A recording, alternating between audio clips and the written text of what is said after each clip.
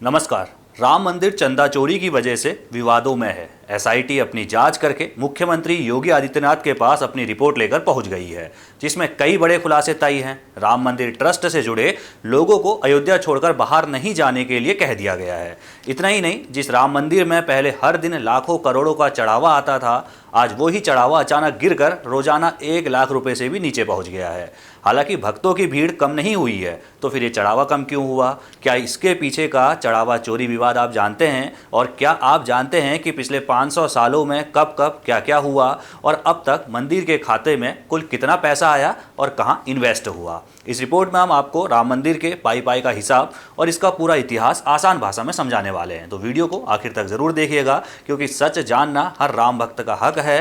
कहते हैं कि मन चंगा तो कटौती में गंगा, लेकिन जब आस्था के केंद्र में ही ईमानदारी पर सवाल उठने लगे तो भक्तों का दिल टूट जाता है। राम मंदिर में हाल ही में सामने आया चढ़ावा चोरी मामले ने श्रद्धालुओं को गहरा आघात पहुंचाया है। एसआईटी की जांच चल रही है। निगरानी इतनी सख्त है कि मंदिर परिसर की 35 दान पेटियों को अब हर दिन 2 बार खोला जा रहा है। 2 शिफ्टों में बैंक और ट्रस्ट के कर्मचारी अनिल मिश्रा और सुभाष श्रीवास्तव की देखरेख में पैसे की गिनती हो रही है, लेकिन जनता का भरोसा डगमगा गया है। दर्शन करने आए श्रद्धालु शैलेंद्र अवस्थी कहते हैं, आस्था कम नहीं होगी, लेकिन चोरी से दुख हुआ है। अब हम ऑनलाइन दान करने की सोच रहे हैं। वहीं दिल्ली के तरुण गुप्ता का मानना है कि जो हुआ उससे गलत संदेश गया। अब लोग ऑनलाइन चंदा दें या फिर बाहर बैठे गरीबों की मदद करें। संतों में भी नाराजगी है। हनुमानगढ़ी के महंत महेश योगी ने साफ कहा कि राम भक्तों के मन में शंका आ गई है कि उनका दान भगवान की सेवा में लग रहा है या कहीं और लग रहा है। दोषियों को कड़ी सजा मिलनी चाहिए। चलिए अब आपको समझाते हैं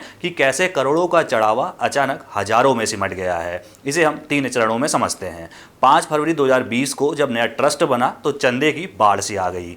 फरवरी 2021 तक 1511 करोड़ रुपए चंदे में मिले और 22 जनवरी 2024 तक ये आंकड़ा 3500 करोड़ के पार चला गया। यानी इन 4 सालों में हर महीने करीब 72.92 करोड़ और रोजाना करीब 2 करोड़ 43 लाख रुपए का चंदा आ रहा था। शुरुआती दिनों में तो सिर्फ दान पेटियों से ही एक महीने में 25 करोड़ रुपए निकले, लेकिन जनवरी 2024 से मार्च 2025 के बीच ग्राफ थोड़ा सा गिरा। इस दौरान 14 महीनों में कुल 153 करोड़ का दान आया, यानी रोजाना करीब 36 लाख रुपए का चढ़ावा आया। अप्रैल 2025 से 28 फरवरी 2026 के बीच 11 महीनों में सिर्फ 82 करोड़ रुपए का दान मिला, यानी रोजाना करीब 24 लाख रुपए।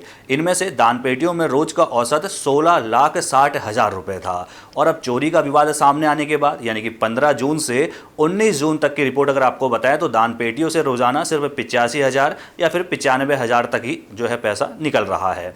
कहाँ रोज के लाखों करोड़ों और कहाँ अब सिर्फ कुछ हजार तक ये दान जो है वो सिमट चुका है। अब आप सोच रहे होंगे कि जो पैसा आया उसका क्या हुआ। तो चलिए आपको राम मंदिर ट्रस्ट के बैंक खातों और इन्वेस्टमेंट की सीधी और सटीक तस्वीर दिखाते हैं। नया ट्रस्ट का गठन 5 फरवरी 2020 को हुआ। तब से लेकर अब तक कुल दान और ब्याज अगर मिला दिया जाए तो 4575 करोड़ रुपए राम मंदिर के नाम पर इकट्ठा हुआ। 4575 करोड़ रुपए, जिसमें से मंदिर निर्माण के लिए 2475 करोड़ रुपए खर्च हुआ। यानी कि जो भव्य राम मंदिर आपको नजर आता है, 4575 करोड़ रुपए कुल जो है चंदा इकट्ठा हुआ और 2475 करोड़ रुपए राम मंदिर को बनाने में लग गया, यानी 2100 करोड़ रुपए बचे हुए हैं। अब इस बचे हुए 2100 करोड़ को सुरक्षित रखने और ब्याज कमाने के लिए कहां इन्वेस्ट किया गया है, उसकी लिस्ट भी आपके सामने ही है। एसबीआई में 889.52 करोड़ रुपए की एफडी बनाई गई है। ऐसे ही पीएनबी में 694.49 करोड़, बीओबी यानी कि बैंक ऑफ बड़ौदा में 313.87 करोड़ और म्यूचुअल फंड में 87 करोड़, ऑटो स्वीप अकाउंट में 40 करोड़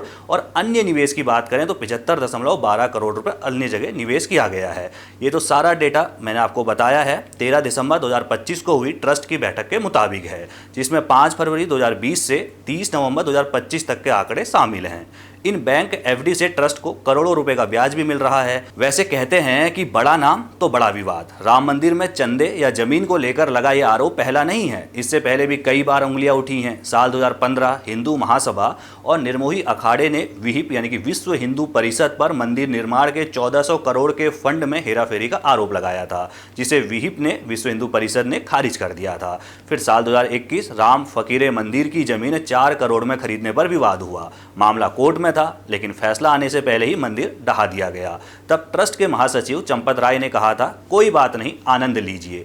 मार्च 2021 की बात करें तो एक जमीन कुसुम पाठक से दो लोगों ने 2 करोड़ में खरीदी और महज कुछ मिनटों के बाद, यानी कि 2 करोड़ में खरीदने के कुछ मिनटों के बाद चंपत राय ने उसी जमीन को ट्रस्ट के लिए 18 करोड़ 50 लाख रुपए में खरीद लिया। फिर जून 2026 का भी विवाद है।